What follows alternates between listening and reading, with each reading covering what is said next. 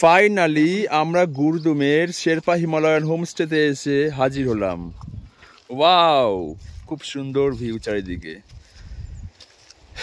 এখানে বসার জায়গা করে রেখেছে হোমস্টে থেকে, যেটাতে আমরা আগেরবার এসে অনেকক্ষণ রেস্ট নিয়েছিলাম। একটা স্বপ্ন ছিল এখানে এসে কোনো একবার এই হোমস্টেতেই আমরা উঠব, সেই স্বপ্ন আজ পূরণ হলো।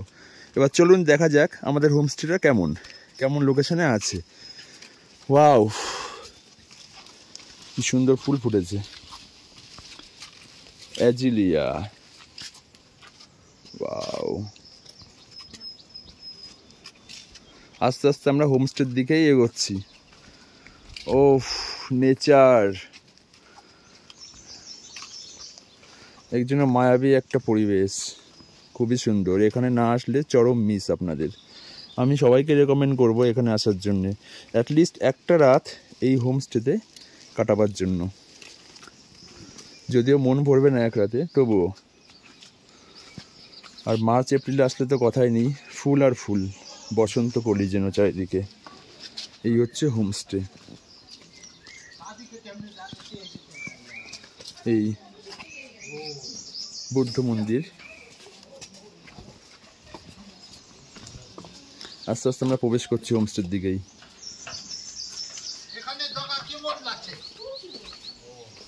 এই হচ্ছে আমাদের হোমস্টে।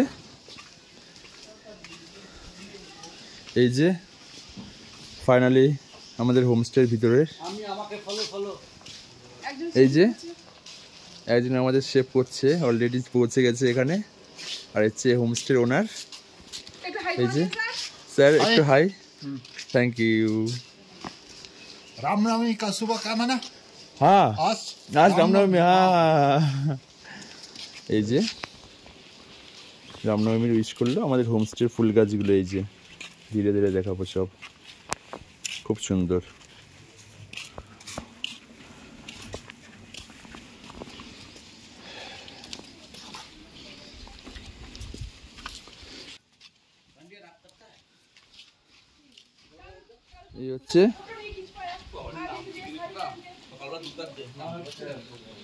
এই হচ্ছে হোমস্টে। হোমস্টে কত সুন্দরভাবে এরা সাজিয়ে গুছিয়ে রাখে। এমনটা না যে এখানে ব্যবসা করতে হবে, ব্যবসা করার জন্যই দুটো বাড়ি করে রাখলাম, সেটা না। কত শৌখিনভাবে এরা সাজিয়ে রেখেছে, সত্যিই দেখার মতো।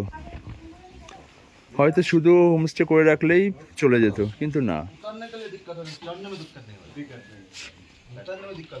ও, মায়াবী একটা পরিবেশ। আমি সবাইকে রেকমেন্ড করবো এখানে আসার জন্য। এই যে আমাদের Rajiv sir. Rajiv sir, hi. হ্যাঁ, থ্যাংক ইউ।